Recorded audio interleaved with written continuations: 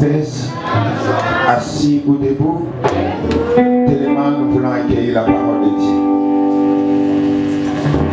Sangomala Mewuti Mosika, et suivre un kilomètre et atterrir à Kinshasa.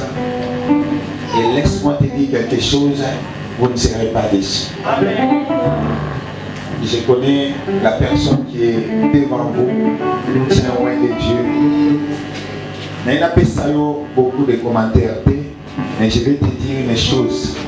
C'est pourquoi le lobby samedi et puis dimanche, tu seras enrichi, tu seras béni, tu seras consolé parce que cet homme, il se nomme le pasteur Osé, le prince. Pendant qu'il s'approche, nous acclamons pour le véritable recommandation.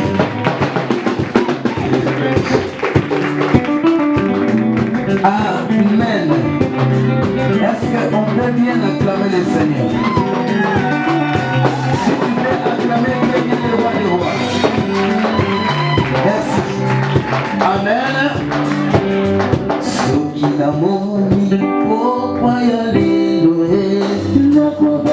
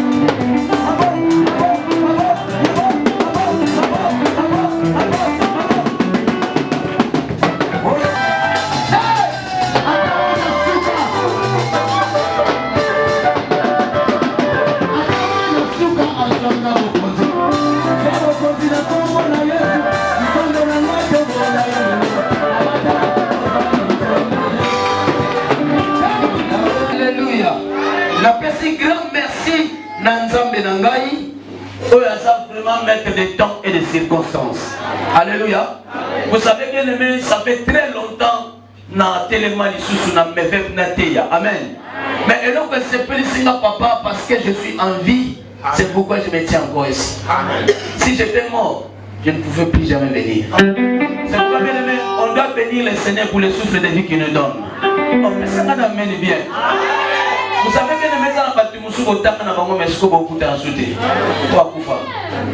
Lobby n'a pas c'est le mystère, il y a longue vie. Amen. Tu dois vivre longtemps, frère.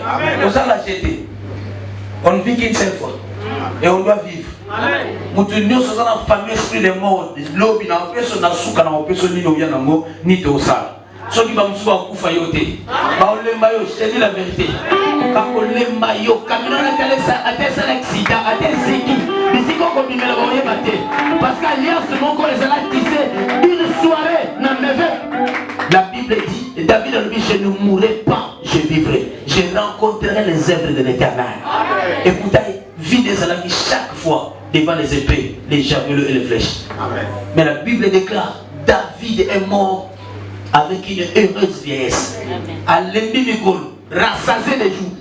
Mais à qui vous avez tombé devant Mandouk, mais parce qu'il a déclaré que je ne mourrai pas, il n'est pas mort.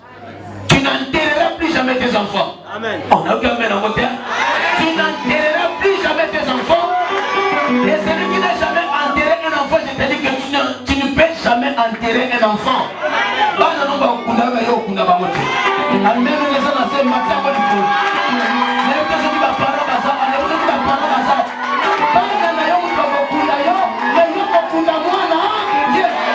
Nous avons un protocole dans la vie et tu te mettrais sur ma boca. C'est vrai aujourd'hui le coup parce que dans la circonstance de ton commissaire. Mais et là où Jésus c'est pas que ma communion sur Nazara, ma communion sur Kunati. Amen. Si tu es un père, tu peux protéger ses enfants. Amen. Tu pourrais faire que vous bâtissez le bakou fasse. Nazoyo kambota nazoté.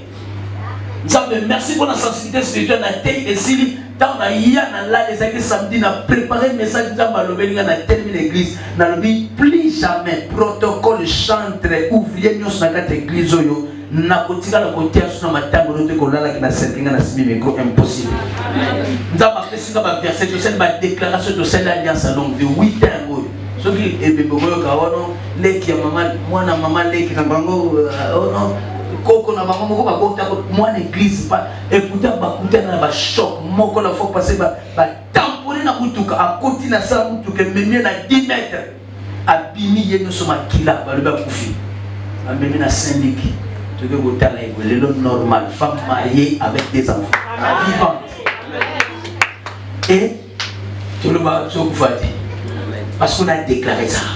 Dites amen très bien. Encore plus fort amen. Donc vous faites un serviteur de Dieu papa. Un bon passer la l'air. Un bon serviteur. Nan a bon papa nati. Attends ici pas dans nos universités dans mon un bon matin comme ça, si les prières matinales, si les malaise, étouffement, tout ça, va même en hôpital à Kofi. Dans ces révolutions, non. Apôtre vraiment ngana yoga de okufite wose. Amen. Oh, na kwa mimi na bana meve. Tokinda yote na meve pona totongi template. Yokufu jamais. Mutu mo ba jamais. Jamais. Bana bazana ni que jamais. Alléluia. Recevez une longue vie au nom de Jésus. Écoutez bien, mais vous savez, moi j'ai un problème avec les prédicateurs d'aujourd'hui, avec beaucoup de pasteurs. J'ai vraiment un problème. Aujourd'hui c'est comme si les gens pensent que nous avons beaucoup plus d'aisance à vous payer tabac que Bangoula là-dessus. Quand l'église dit oh non, yo sais nous avons la tabac pour payer, ça c'est quoi ça? Papa Michel même si à Kobe Kamiji n'a odosé. Mais c'est sa fille. Après. Amen. Même s'il y a un défaut quelque part, mais non. Mais aujourd'hui, on nous présente un Dieu, on est dans un prénom, ça c'est quel évangile? La Bible déclare Dieu est amour. Bon, nous comparons à Oya Yote. Il nous aime. C'est ce qui fait que nous allons aller l'autre tellement. Sans son amour, on ne serait pas là. Nous devons prêcher un Dieu plein d'amour. Et non un Dieu si ma fille va mettre à cabane. Mais ça, c'est quoi ça? Oh non! Tu sais, Nzamba promettait que à Kosala, parce que c'est que Dieu a promis. C'est que Dieu a promis. Et de l'autre non, je n'ai pas seulement promis la bénédiction à mes enfants, mais j'ai aussi promis le fouet à vos adversaires. Amen. Et ça promesse de promesse. Dis comme quiconque se liguera contre toi, fera quoi? Il tombera sous ton. On les a promessé. Mais ça n'a des faveurs. Il y a bien des ennemi. Et pourquoi ne pas encourager la promesse en défaveur à l'ennemi pour qu'il tombe à tout moment devant nous? On ne va pas encourager beaucoup de promesses parce que la sélection, dans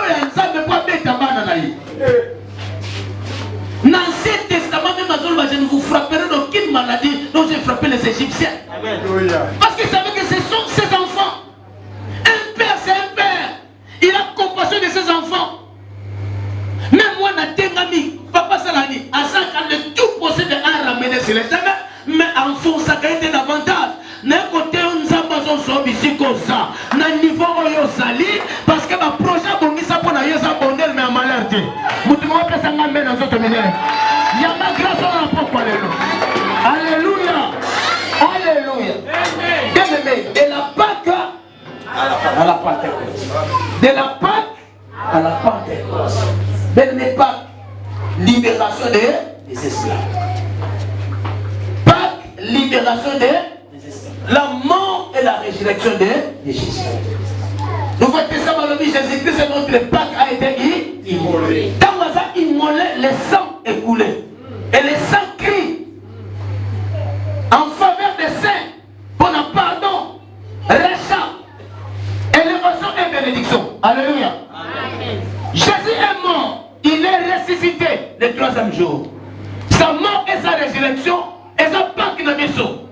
Parce que voilà le temple Pasukaki et nous allons fumami pour la banane ensemble. Amen. Et là, qui ont illustré l'image, il y a sorti des enfants d'Israël où? En Égypte. Basalaki, esclave pendant plus de 400 ans. Mais, Bible lobby, après tous ces temps, le Seigneur lui-même s'est dit non. Assez, c'est assez. Amen. Trop, c'est trop.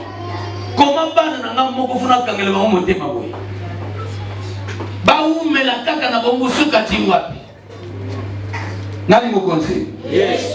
Genèse chapitre 15 verset 13 à 14.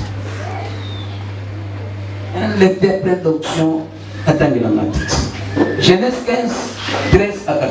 Genèse chapitre 15. Tellement maman yamba malobo le lona pourquoi. Genèse chapitre 15. Tu ne sortiras pas tel que tu es venu. Verset 13 à 14. Je lis la parole de Dieu. Papa vous au micro, j'aime ça vraiment. Dans la parole de Dieu, ma capena ba bafle la puissance de Dieu. Ils en ont mutu moko kamola kandi bozo tanga ne mwana kandi lilo banzambe ya bomo kandi ngeza bomeza na nguya. Amen. So to te mo sunguye bakisa donc il faut que tanga mona micro afin que to yoka. Genèse 15 13 à 14. Genèse chapitre 15, verset 13 à 14. Oui. Son. Yo peux fumar la Bible na yo toujours là.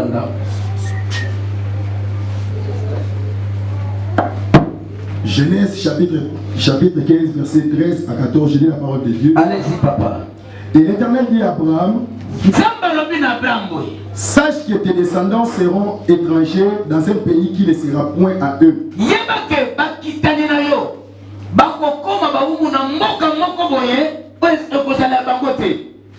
Ils y seront asservis.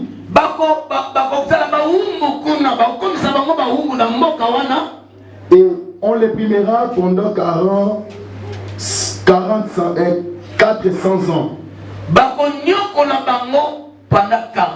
400 ans. Mais je jugerai la nation. Mais c'est là. Oui. Alléluia. Peuple de Dieu. Bon, là, madame. Moi, je maloba autre temps. Il y a un des fondements de délivrance sur la pauvreté. Amen. Ce cas où mesdames côté, on a un obéissant quand on a bacsé au licolo. Vous êtes délivrés. Vous connaissez la vérité et la vérité des affranchis. Dans le premier passage, n'est-ce pas? Il y a un premier passage qui est lobby. Avec ça Moïse, à lobby naïe, il y a pas que vous quittez naïe et côté nabo. Amen. Amen. Parce que ça l'a pendant combien de temps? 400 ans. Et ça, une bonne nouvelle, hein? 400 ans, c'est belé. Amen. Mettons tout y deuxième verset de l'année Nassima. Et bien, amen. Tu m'as compris? Deuxième verset de l'année dit, mais. Donc, malgré que, si on va dire, mais, il a malgré que, mais, il y a la question, tu m'as dit ça. Dans la même chose, tu m'as dit, combien d'histoires de Nyon, on est combien de temps, on va que nous place mon goboy. Après ça, si on a même mon gozo banana sima. N'a aucun même bien été. Mais à mon gozo banana pourquoi aller là? Continuez, papa, mais quoi? Mais je jugerai la nation à laquelle ils seront asservis. Alléluia. Alors dit, mais moi-même, je jugerai la nation à laquelle ils seront asservis. Donc, nous avons ça, donc, on comprend que les Égyptiens sont qui vont y aller. Amen.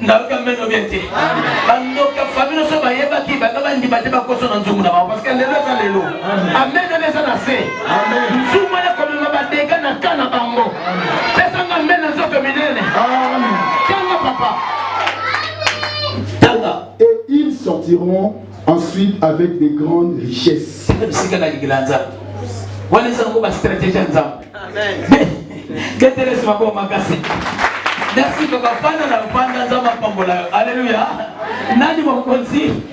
C'est comme ça que j'aime Dieu, j'aime sa parole, j'aime ce qu'il dit. Nous avons attentivement, nous avons étudié la parole de Dieu, compris que même là où Dieu a promis de nous frapper, là où Dieu a promis quelque chose de mal, sur tout ça, on peut sentir que quand on a dans la cima, il a toujours réajusté les choses. Parce que nous sommes ses enfants. Alors il y a un moment que nous avons compté, nous avons vu, nous avons vu, peuple au courant, nous avons vu, nous avons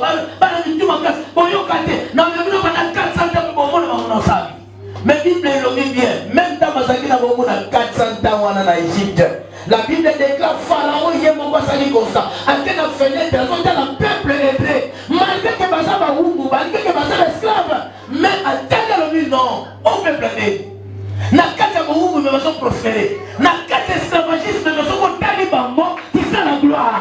Mais c'était un peuple de Dieu, même en Égypte, même en esclavagisme, mais c'était un peuple de Dieu. Amen. Dites Amen très bien. Amen. Donc encore plus fort Amen. J'ai toujours un problème. N'a toujours un problème là-bas. Oh non, église alléluia. Il y a pas si de gloire. N'a pas si de église est si de gloire. N'a évité l'église. La gloire de Dieu est là. Amen. Le Congo survit à cause de la gloire de l'église. Sans la gloire de l'église, comment on met le Congo déjà fou nous. Amen. Nous devons bénir le Seigneur. Amen. Ça c'est l'œuvre de l'ennemi qui veut décourager les serviteurs de Dieu. Si tu le vrai, c'est l'ensemble était à cause de la théâtre et on a théâtre. Les temps exactés, nous devons prospérer. Nous avons une mission en tant qu'enfants de Dieu. Amen. On doit travailler pour le royaume et renverser la vapeur. Il fait réunion. Premier ministre, le ministre de l'État de Somalie,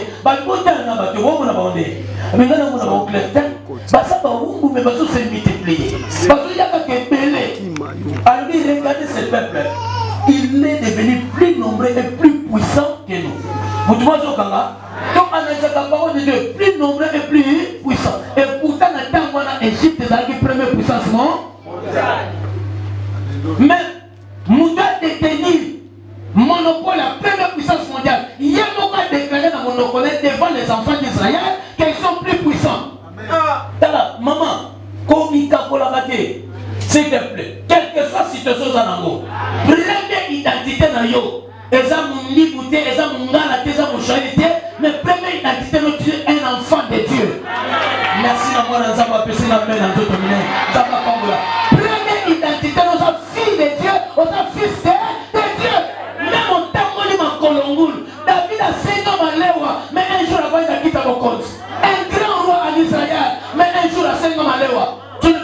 comprendre ce que Dieu réserve pour ta vie. Ne gaspille pas le temps avec les personnes qui ne comprennent pas la grandeur que Dieu a mise en toi. Dis quand tu parles à gauche, parle à droite. Ce que tu es, ce n'est pas ce que les gens disent, mais ce que le Seigneur a fait de toi. Recevez cette grâce au nom de Dieu. Alléluia. Pharaon, il n'a pas déclaré que ces hommes, ces gens, ils sont plus puissants que nous. Mais le monde est déclaré le plus puissant. C'est Dieu qui sait qui est qui. Dites Amen très bien. Pas comme nous faibles physiquement, mais nous sommes plus puissants que Bango. Alléluia. Alors, tout ça, la monnaie quitte. Si on dit que d'abord, les esclaves. Bien que là, on a un lix. Aujourd'hui, il y a bien plus de esclaves.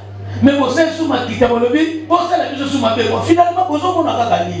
La moment où on a vu des photos, on n'a rien, mais combat, vous avez compris.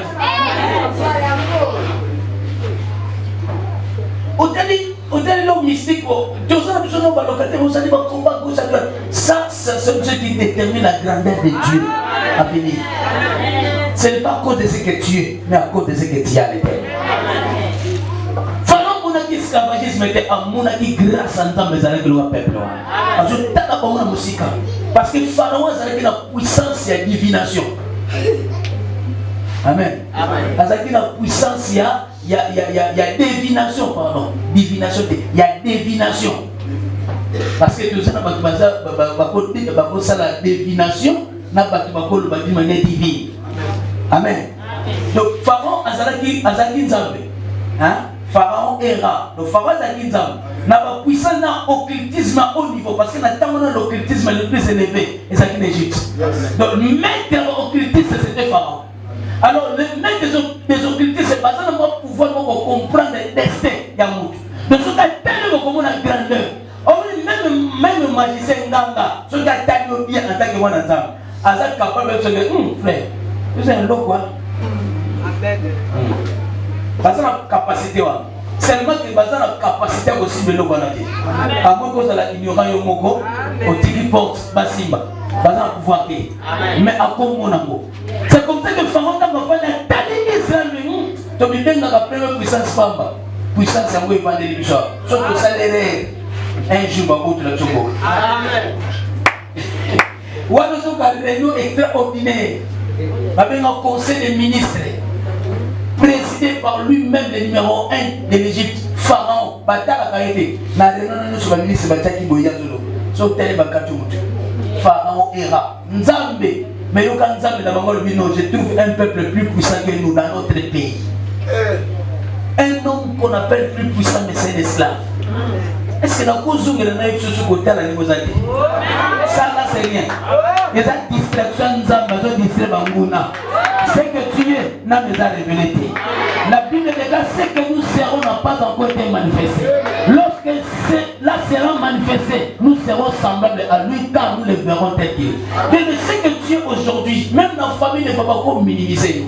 Ma camo te le bango dans ma théa, mais quand nous autres vivons dans la réalité de la vie, les personnes comprennent que tu as constaté. Dans la famille va minimiser.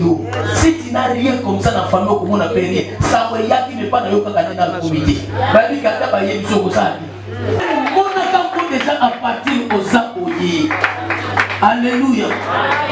Dans ce plat, un jour, l'homme de Dieu le passé continue à l'oba. Ami le lobby parce qu'on a donné sur ma couture de comme la bombe dans son frère au poteau dans l'autre à Mazanto ma kosimbo. Ami Nazalaka ka au même temps Nazalaki que dans zone là il a bien été mais dans même état d'esprit. Amen. Nazalaka riche même na tawana. Ata na lati bien que son a tenu ça ba lati ngape na zone mona que Nazaka lokola bango.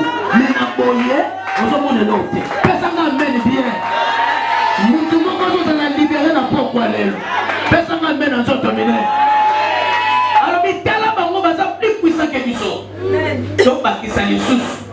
Ton nion qu'on a vraiment d'avantage, en fait que va diminuer. Ton nion qu'on a vraiment d'avantage, en fait que pouvoir n'a pas équitable. Personne amen.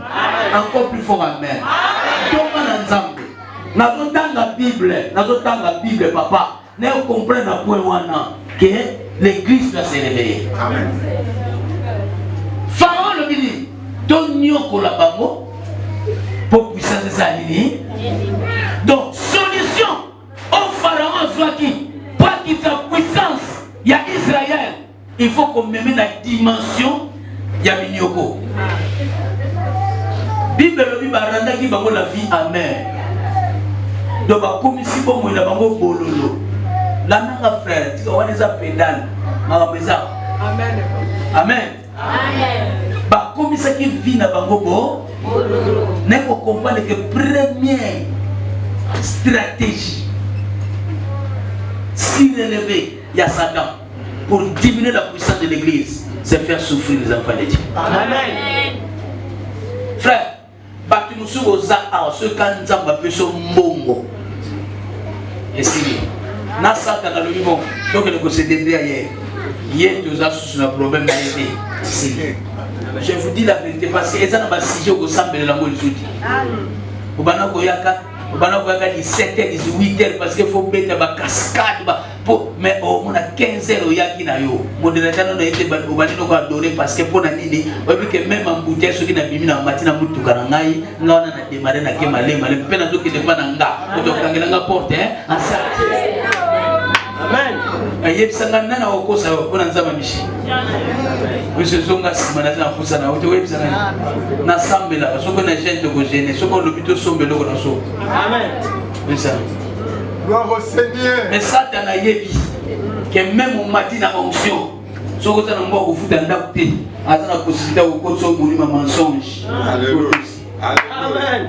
Et plus quand on compte sur le mois de janvier, aussi, mois de février, aussi, mars, aussi, à diminuer le pouvoir. Amen. Il sait que pour diminuer le pouvoir de l'église, il faut qu'on fasse souffrir. La souffrance n'est pas pour les enfants de Dieu. Amen. Nous ne sommes pas nés de nouveau pour souffrir. La Bible déclare, il a fait de nous un royaume et des sacrificateurs. Et nous régnerons sur la terre. Amen. Une personne qui règne, ce n'est pas la personne qui souffre. Amen. Et ça m'a bien terminé. À mon avis, puissance à mes Israélites, à vie, pour pas quitter la puissance, il faut mieux pour la barre. Ma mère nous a fait que ça qui vous bolingo et ça soutient bolingoté. Passez ma casse. Vous avez ça du chaud. On a fait souffrir. Ce qui me plaît, c'est qu'il y a des choses. Amen. Nani mo konzi. Israël va dire qu'on souffre à crier et pas d'ensemble. Pesanga amen. Nzokande. Tango lobeli ba okela ko nyoko la bino na ko même 400 ans. Pour la ba esclave. Mais après être main, j'ai jugerai la nation à laquelle vous serez asservis.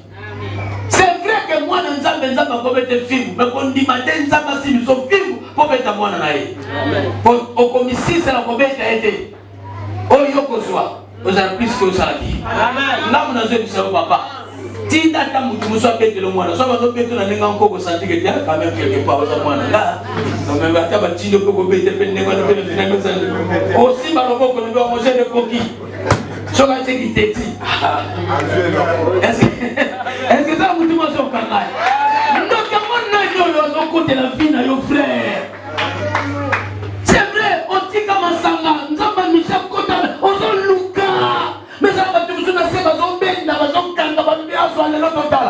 Trop c'est trop, les lois il faut m'accompagner ici là. Amen, ça n'a fait. Pourquoi les lois, pourquoi il y a les lois? Mais ça n'a qu'un compte, mais nous avons fait des mises à la banane.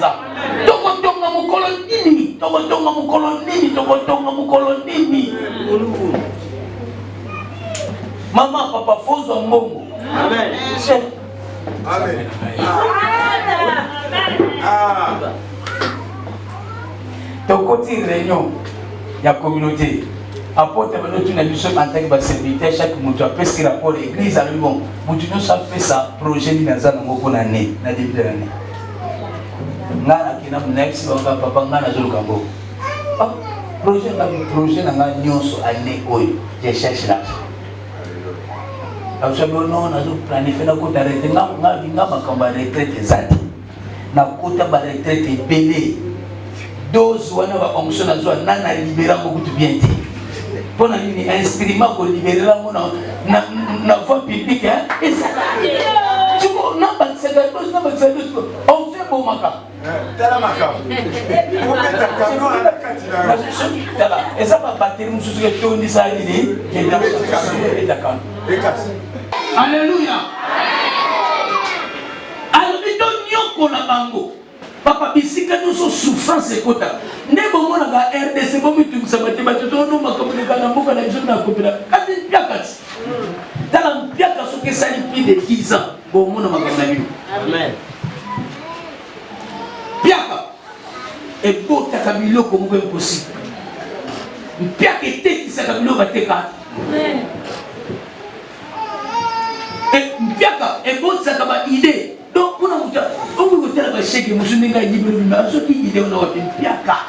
a dit tellement de souffrance, on a dit qu'on générer ma pensée. Ça, tu n'as pas côté de ma idée. Il faut que tu les gens comprennent. Même à ta façon serré, nos antiques comme Ibi. Ah, c'est quoi il m'a dit?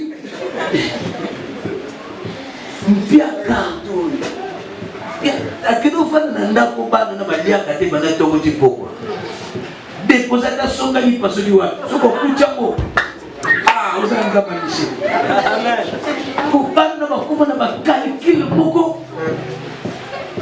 ako yiba na nzungo yokite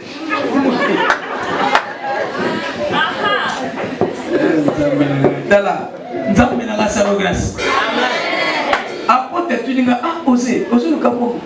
Osé la mort de capot. Toi tu n'as pas l'argent. Je n'ai pas l'argent. Oh non, pas la foi, on est le bien trop. Bon, pas la foi, tu le bien trop. Nous avons posé un bon de zone monézawa. Amen. Mais ça amen. Amen. C'est bon, on a vu papa dans le capot. Pourquoi nous avons poussé notre église de Tunga? Ça ça demande l'argent. On a beau prier pour ça, alors Dieu m'a dit il faut que tout ça la action. Donc pour ça, c'est vrai, hein? J'ouvrirai les ciels, je bénirai l'œuvre de vos mains. C'est la parole de Dieu. Amen. Alors nous avons pas œuvre parce que je cherche l'argent. Donc on a une semaine en tout cas année côté. Prière dans la bouquet minute 2 heures, n'a gardé tempo ici. Si on a la mouki na tongo 5 heures culte matinale 7 heures nous obéit à moto ferme. Ah le Congo. Papa c'est le bazo foutre le bandi na bango ba mongo muso université baza ba. Tout ça bana muso ma yelo zo mona ndenga zo tanga te na kata église. Et zo la Congo zo la muka. Tu n'as pas l'homme sorti un an mais l'argent qui manque. On doit chercher. Et le diable a dit que la station a des services, on a toute place au téléma. Bon, Zamba Yebinaye a voté le malobi. Zamba c'est téléma bandé. À l'idéal, Jésus-Christ est au confinement où c'est la preuve tout est accompli. Le problème n'a plus été Kota Luka. Les rois est forcé et ce sont les violents qui s'en emparent. Amen. Tika Bajiwana. Au cas où on a un qui qui a fait bimi. Alléluia, amen. Et ceux qui ont été, il faut que les musiques. Amen. Donc, amen au bien dit. Nous savons la tiki nyongo, mais qu'on soit pas dans la nyongo. Nous n'avons pas commis mon toit à la tête. Je m'imagine, nous n'avons pas commis kata à la tête. Oh non, ce communiqué pour mettre là, abîmer la panne à kate béti. Tu connais ça, nous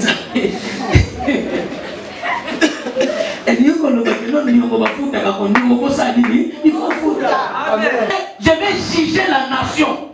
Je vais calculer les bango batuana au bakanga vinayo et ça n'a tango au côté les mapo bachone salini et si voilà ça qui pack mukola pas que ça dit jugement sur nos adversaires. Amen.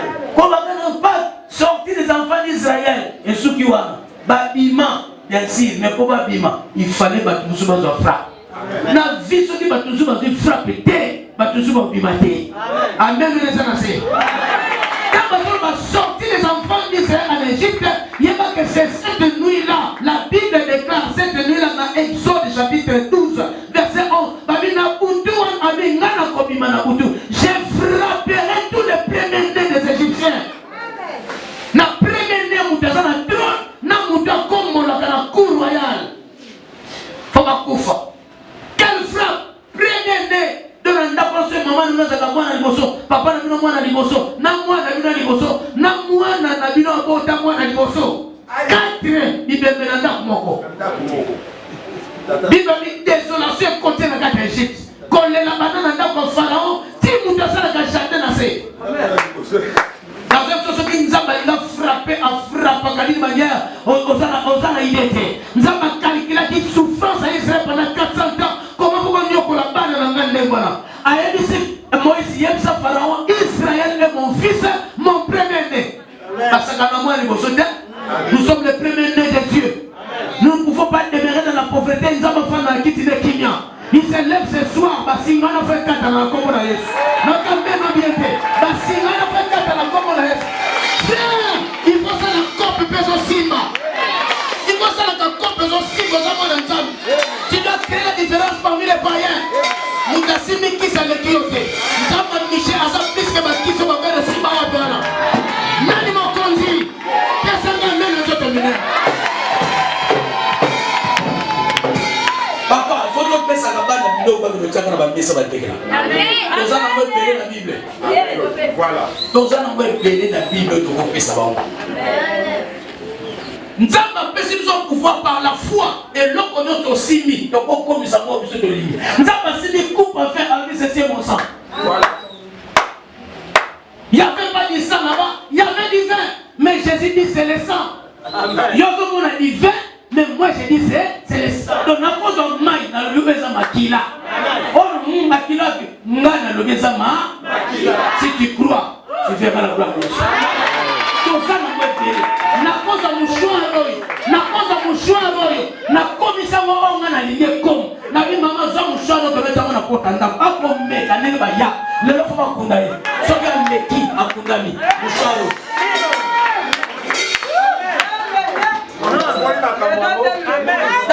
On va dire que quelqu'un va vous toquer. Mundela tchelo volant, atchola accélérateur, atcha ligne, atcha frein, atcha embrayage. Nanyo sonné zawana. Ce qu'on signe à côté il n'est pas aidé. À tes assis tu dois démarrer, appuyer sur l'accélérateur et faire démarrer. Donc ça n'en va pas pour toi nanyo sur la Bible les a. Donc pesa binongo que nous tient la messe. Donc hôtel na mutaka nous a dit kasa na yo. Ce qui nous a mis mutakela mutua. Comment tu vois mutaka qui c'est pas mutaka na ndako mabe pour pesa mbo. Et batane mona atiliser potole. Donc ça va dans ensemble. Peuple me veut ne ko bénir bino. Tant que zo bima na porto bisala na bino tenemoso. Na kambe na mobiete. Alléluia.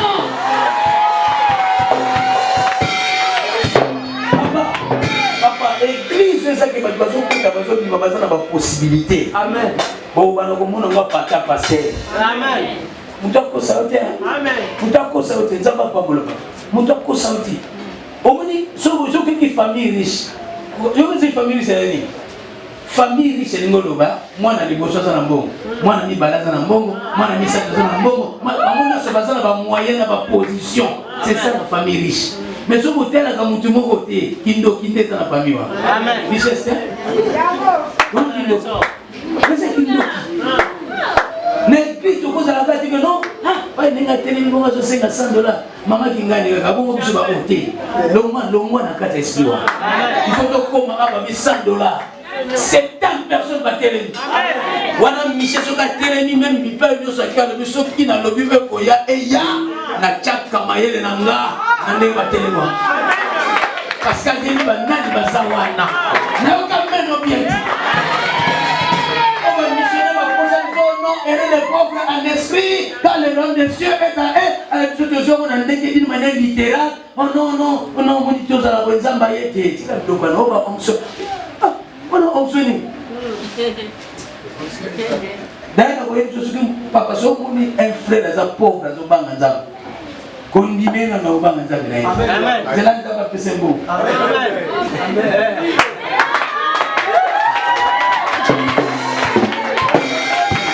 Mon frère, on a cassé il y a des gens qui ont embassé le colon qu'elle a été. Gloire à Dieu. Mon père, c'est un bongo. Si ça va pas à Kinshasa. Dans la intégrité, on a justice devant Nzambe et comme monde a soko simi bongo. Tout le monde a causé humble kaka bongo, tout le monde a koya kofanda aka na kiti bongo tongono koya aka na no yakana na église to lobike mwana nzambe biaka eko yesa atose vous êtes s'il vous plaît avancez yaki na rote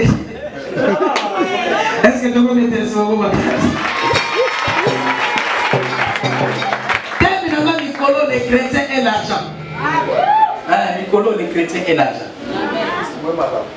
Nicolo les chrétiens et l'argent nazo tasande no kozombo amen nazo fumula on kana Bible comment trouver l'argent et comment trouver beaucoup d'argent. Le problème est amis au cause de la volonté mais lorsqu'il y a un pharaon na conseil des ministres wana tu n'iras pas loin. Il faut que ekiri wana ça n'est pas amen ya mwana ni biso tazo kuka milimo wana et ce qui te kuki to ko fanda te tango zo bima kambala ko bino si ba bukaki bala mona seninga na bi ko sala musala frère si même sapat na onction miché bon comment kobono na journal amen top de 10 personnes zamba lokuta na ko siré ba koma ba milliardaire kombona yo ba lokuta na ko ya camping batono mona ba yedio un jour au comme tout monde na vie amen est-ce que dans zolo baboye na zolo kusambongo pas du tout est-ce que dans zolo baboye na zolo minimiser les choses du ciel non pas du tout d'ailleurs comme ce que le ciel c'est acquis le ciel c'est acquis mais la terre non. Le jour où tu ouvres réellement ton cœur, tu acceptes Jésus-Christ, ton nom est inscrit. Amen. Tu es devenu un enfant de Dieu. Amen. Un enfant ne cessera plus jamais en aucun jour à sa soumounanote. Évangile, nous sommes à comprendre. Moi, je suis à pratiquer le soumounanote. Où sont-ils à la moinote? Non, c'est la moine, vous avez moine na yo. Moine na yo même tepi kotazo keneza makila na yo. Amen. Fait na yebi ça parce vous savez que Dieu même nous accompagne même là où nous faisons les mal. La Bible lui j'essaie avec vous tous les jours. Yango mona ka défoquer si ko ça na mabe moti les obeto za yo moko. Qu'est-ce qui se passe? Mais Dieu est avec toi. Amen. Ba moto boni za ba bomela yo. Yo moko mizo ah pourquoi pas ça va la négative côté de on se dit au côté la quoi pourquoi on appelle maman pour église à pimer comme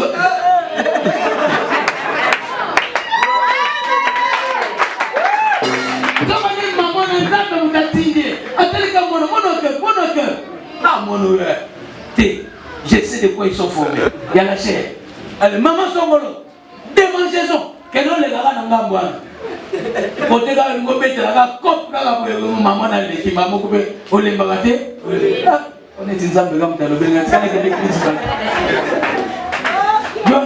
parce que papa nous savait à Kanabana un bon papa bisika nous sommes bana bakendaki ayebi il téléphone bilo kolande Job bana botu ko sala feso bazoki assembly asali offrande mais peut-être bana bisika bakendaki tanso basali mabe nzambe nzamba mawa yoka ba mama.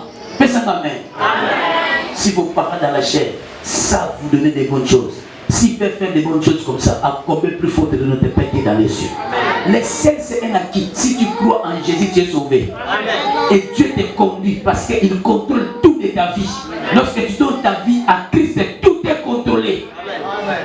De la tête jusqu'au pied. Nous avons akokota même na sentiment na yo akokota même na caractère na yo akoprécéder bisiko zoke ozimu tukozo kende soki wa binzama bikomeli bisiko zoke na osela yo tango zokita sawa nzamba sa lokola elilingi na yo bisika nyoso kokende même moi zo du matin elilingi na osanango il est avec nous, il nous relâche pas, nous sommes ses enfants mais ce qui n'est pas un acquis c'est les promesses sur la terre. Wala bakina kubuka ngoko kuka il faut luko sombo soko zongo te za problème nzambe te za problème nzambe te na chaki nyoso wana kendo ko kuka oh wana siko wana ba mangenge ngango ya pamba baluzizila ya pamba ga jamais mais c'est que je te dis mon nzambe tant que kobimaka na porte na s'il vous plaît. Où ça se passe? Tu as un peuple acquis. Nzamba a mené biso na monde pour créer église. Monde des apotenga. Balance sur la faison normal. Amen. Le côté ça les collèges à côté na biso ba chrétien. Faut comme un kilo. Tu zoom sa balance. Tout est dans la banque toujours sur la sang complexe. Voilà. Hein? Ministre, on a en Nigeria, député à Betadrou. Député à une église, à quelle fois dans la poste, dans un Betadrou. Chef d'orchestre, c'est que l'on n'avait pas une place sur le côté de ma mère. Député. Aujourd'hui, comment on va décomplexer ma camp? Parce que pendant que ce n'est pas un problème, parce que nous, ici, l'église, Dieu nous a bénis. On est les riches. On est la richesse, on est jalousie exacte. Il y a des églises qui sont remplies de la jalousie.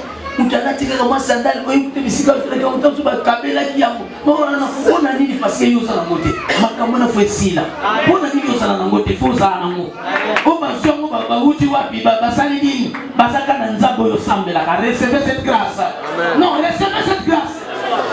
Na côté na ndako nto wa nataka nto nzamba sana kabisa taboiti. Mais j'ai regardé que nzamba sana kabisa taboiti. Apôtre Mounene na kata camping a foutu la banane na banane no fois sukande voilà pour que quelque part peut-être tombe la mutu pe ko sa batu ça na ba croisement tout un problème de sang complexe je suis chez moi allô apôtre Dieu où je suis chez moi amen je suis chez moi je suis chez moi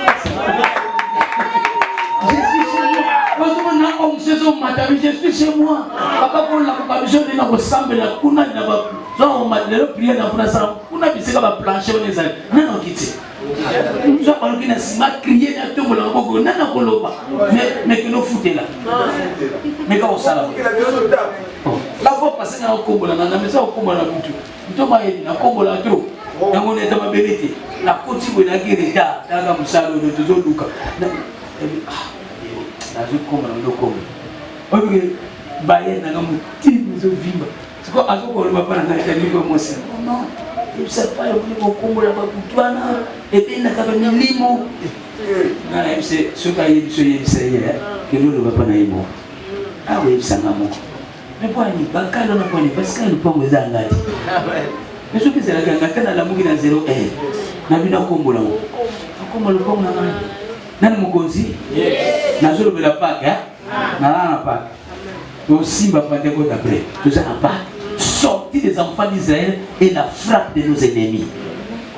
Pharaon est là. Première puissance mondiale, Massaïli, à l'école, il frappe en Zam. Pourquoi l'élo? Na combo na Yesu. À moins que yo moko za na kata groupe na bango boyebani. Mais ce que tu yebani nga nazoluka mpo nabikisa bana na nga nazoluka mpo ete makambo na nga simba na yo kota nga nayebi te nzambe atala likambo nga na yo amen on eza na se nasepelaka na priere na David Saul azolanda ye po aboma ye akini David mais non trop c'est trop yo papo likambo ninga na yo nabomi Goliath nalongoli soni na yo nga nabomi Goliath bino kozalaki 40 jours tu as connu que na bomi Goliath Israël a leki. Ngande muna komisko problème na yo.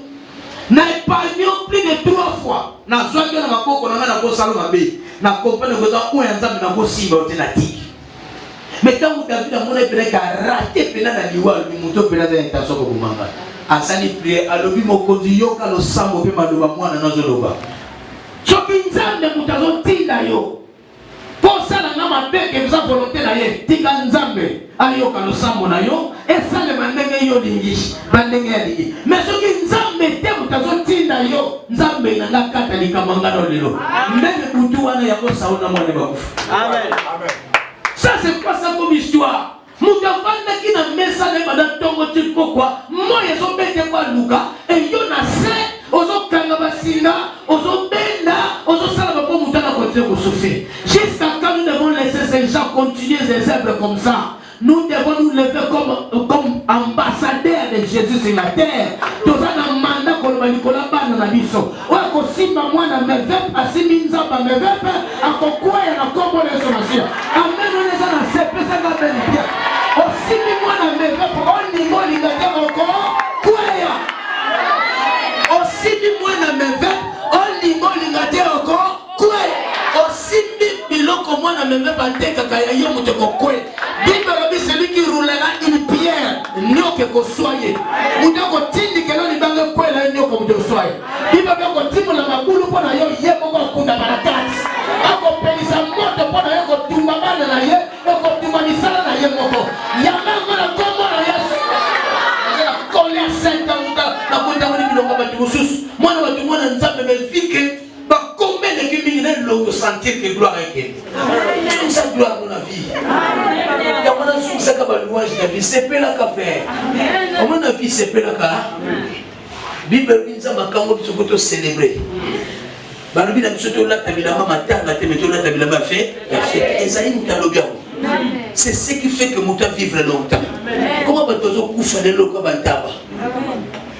Pour la ligne simple ça les soutien. On nous peut ça la première pas ba longo le lokolo. Wa longo la kolokolo na lelo. Na lobi lelo. To ko mani mutu muka bengo lobi na saloni. Comme tu na bituna te comprendre kaza po bale. Comprendre kaza po ba ya. Nani wakonzi. Frappe quoi l'Égypte. Pharaon ya mo bale mo benga Moïse. Est-ce que tous ensemble na likito keleko makote tso nzemba komba. Tozo kota na komba. Ko sekisa bango te. Ko sala bango bajeti. Sala prière à David. Banza besoki yo tozo tinda bango. Peut-être que so mekanga gloire à Dieu le komba. Mais ce qui ça yoté. Bango ni besoki ngaba kabolanga na nzamba mishi. Bango ni ba nyokolanga nzambe katali kamanga na yo. Nanga sabutu muka yoki kamanga na yo.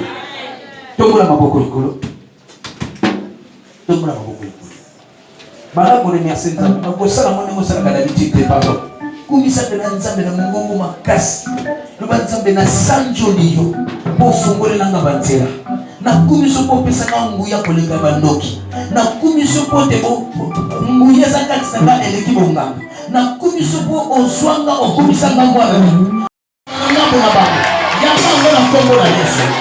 Mutu nyoso konso akotanga kombo na yo na rena sorcellerie. Akokoma baba munoko ne kofunga masite pasta pour la santé de Dieu. Yama na kombo na Yesu. Malade koma mupaya na nzoto na yo. Soka ya yo ki okaka solo tini musika. Yama na kombo na Yesu. Na pompe bino parfait à bonne santé. Na pompe bino parfait à bonne santé. Na pompe bino parfait à bonne santé. Soki malade yo ki bino kaka solo ekini ya musika. Yama na kombo na Yesu. Yama na kombo na Yesu. Car le Seigneur a dit, mon peuple, aucun habitant ne dira qu'il est malade. C'est la parole de Dieu. Moi je le crois. Et tu ne diras jamais que tu es malade. Plus jamais. Recevez la bonne santé au nom de Jésus. N'a pas seulement ma ordonnance nyonso. N'a pas seulement ma ordonnance nyonso à la pharmacie. En avance, n'a pas seulement les mots. N'a pas seulement esprit à ma ordonnance. N'a pas seulement ma mort à laboratoire. N'a pas seulement ma fiche à dispensaire. En avance, la vie na yo. Ma vie à mal na yo. Y'a mal à comme les soins. Na sangisi ma pamboli nyonso. Il y a disciple du Christ, il y a apôtre Fidèle Nongala, il y a pasteur Félix Ndombe, il y a apôtre Michel Mungombe. Na sengi ebanza. Eba na kolanda yo. Eba na kolanda yo. Eba na kolanda yo. Eba na kolanda yo.